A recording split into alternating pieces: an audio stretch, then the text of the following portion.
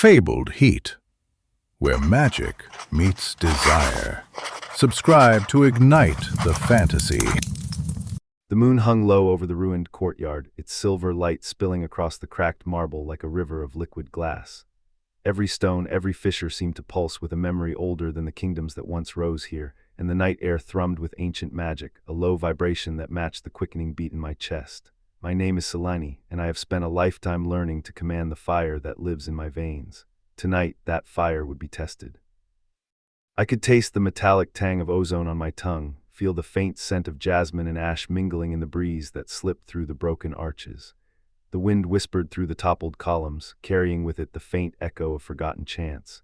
My fingertips tingled, the ember-red glow of my own magic coiling like a living serpent around my wrists, waiting for my command.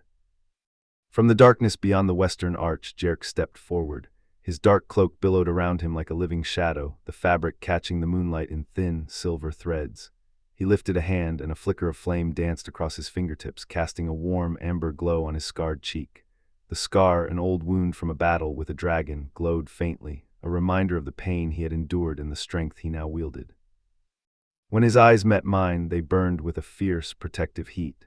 "You're safe with me," he murmured, his voice low and rough, each syllable a low-pitched drum that sent a current of desire straight to my core. The heat from his flame seemed to wrap around me, a comforting blanket against the chill of the night.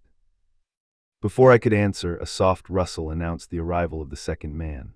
Lucian emerged from the opposite archway, his silver hair catching the moonlight and scattering it like shards of frost. He moved with a predator's grace, each step deliberate, his boots barely making a sound on the broken tiles.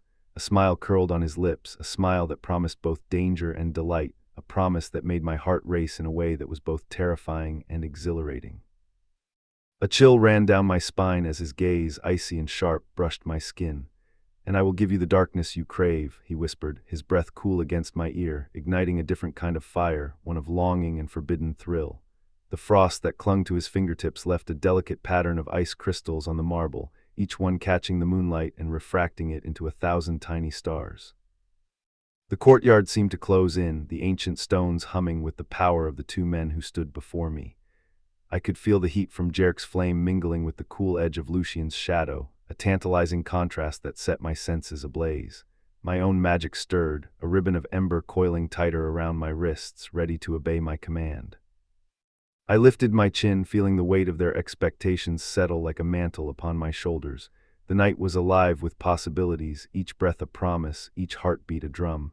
"I am not a prize to be claimed," I said, my voice steady yet trembling with anticipation. "I am a storm, and I will choose the path that burns brightest." Jerk's hand tightened around my wrist, his touch both possessive and tender. The heat from his palm seeped into my skin, sending a wave of warmth that traveled up my arm, igniting the ember within me. Lucian's fingers brushed the other side, a whisper of frost that sent a shiver of pleasure through me, a sensation that felt like ice sliding over fire, each sensation amplifying the other. In that moment the world fell away, leaving only the three of us, fire, ice, and the woman caught between them, ready to surrender to the heat of passion and the chill of desire. I could hear the distant howl of a lone wolf, the rustle of leaves, the faint crackle of Jerk's flame, and the soft tinkling of Lucian's frost as it settled on the marble. My mind raced. I remembered the first time I felt the fire surge through my veins, the way it had burned my fingertips as a child, the way my mother had taught me to harness it, to shape it, to bend it to her will. I remembered the night I first saw Jerk, his silhouette against a burning village, his eyes alight with a fierce determination that mirrored my own. I remembered the first time Lucian's icy stare had met mine across a battlefield, the way his smile had promised a cold that could freeze even the fiercest of flames. Now standing in this ruined courtyard, I felt the pull of both men like twin tides tugging at the shore of my soul.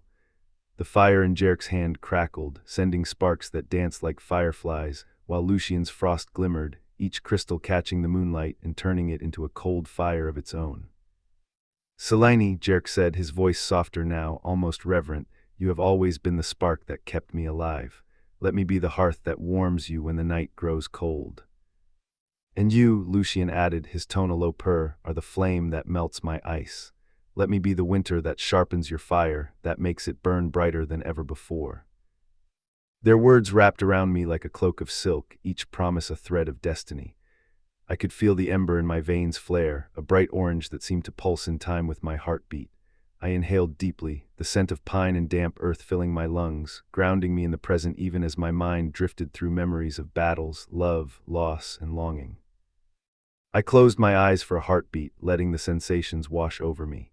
The heat from Jarek's palm was like a sunrise, warm and inevitable. The chill from Lucian's fingertips was like a moonlit night, crisp and intoxicating. I opened my eyes, and the moon seemed to shine brighter, as if the heavens themselves were bearing witness to the choice I was about to make. "I will not be a pawn," I whispered, the words barely audible over the soft rustle of the night wind. "I will be the queen of my own destiny." With a sudden surge of power, the ember around my wrists flared into full-blown flames, licking the air, casting shadows that danced across the ruined walls. The fire roared, but it was not a destructive blaze. It was a controlled inferno, a manifestation of my will. At the same time, a thin veil of frost spread from my other hand, delicate as a spider's web, shimmering in the moonlight. Jarek stepped forward, his cloak falling away to reveal a chest scar shaped like a phoenix, the symbol of rebirth. He reached out, his hand hovering just above my flame, and the heat seemed to respond, growing brighter, more confident. "Together," he said, "we can forge a future where fire protects, not destroys." Lucian mirrored his movement, his fingers tracing the edge of my frost, each touch sending a ripple of cold that made the flames dance in a mesmerizing pattern. "And together," he murmured, "we can carve a path where ice preserves, not freezes." The courtyard seemed to pulse with a new rhythm, a harmony of fire and ice, of heat and cold, of passion and restraint. I felt my own magic surge, a torrent of energy that threatened to overflow, but I held it steady, guiding it like a conductor leading an orchestra. "Listen to the night," I said, my voice now resonant, echoing off the stone. "Hear the heartbeat of the world. It is not a battle of fire against ice, but a song of balance. Let us write that song together." Jarek smiled, a fierce grin that lit his scarred cheek, and Lucian's eyes softened, the icy edge melting just enough to reveal a flicker of warmth.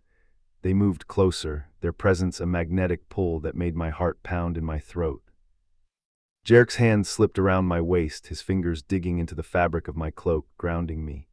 The heat from his body seeped into my skin, a comforting pressure that made my own flames burn steadier.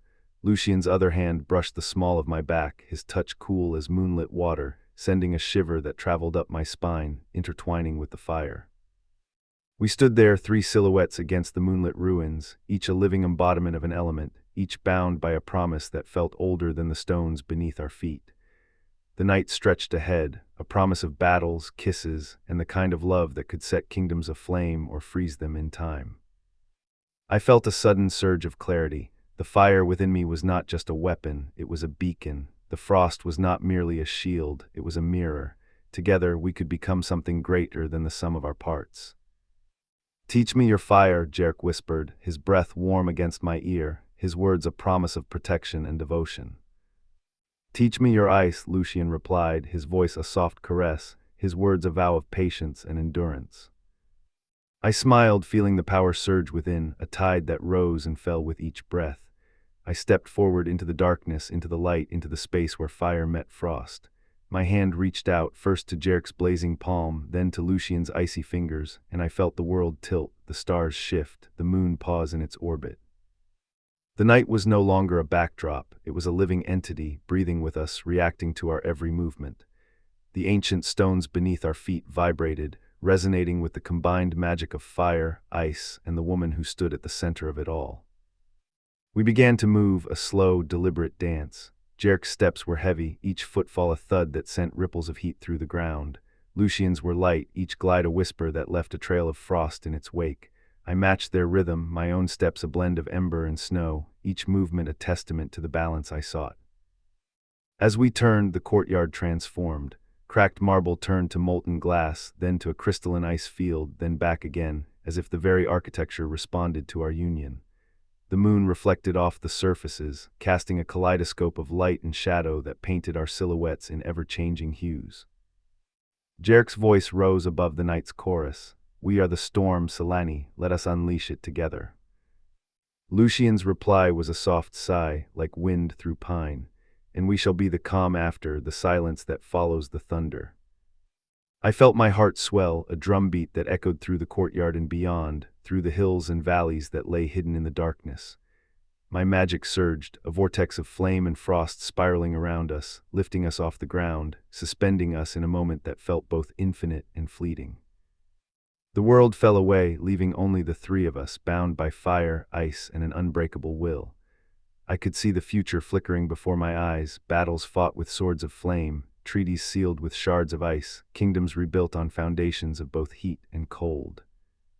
When the vortex finally released us, we stood once more on the marble, breathless, eyes shining with a new understanding. The night sky seemed brighter, the stars closer, as if they too were watching our pact. "We will face what comes together," Jerk said, his voice a low promise that resonated in my bones. "And we will love what we become," Lucian added, his smile now warm, his eyes no longer icy but a deep, endless blue. I lifted my head, feeling the wind tug at my hair, the scent of night flowers mingling with the faint smell of smoke. "Then let the world hear our story," I declared, my voice carrying the weight of destiny. "Let it be known that fire and ice can coexist, that love can be forged in the crucible of contrast, and that a woman can command the storm and choose her own path." The moon seemed to pulse in agreement, its silver light bathing us in a glow that felt like a benediction. The ancient courtyard, once a place of ruin, now felt like a sanctuary, a stage upon which our tale would unfold. We turned hand in hand, Jerk's warm grip, Lucian's cool caress, ready to step into the night, ready to face the battles that lay ahead, ready to write a love story that would set kingdoms aflame and freeze them in time, a story that would be whispered by the wind for generations to come. And as we walked away, the fire in my veins burned brighter, the frost on my skin glistened sharper, and I knew, without a doubt, that the path I had chosen was the one that would blaze the brightest and endure the longest.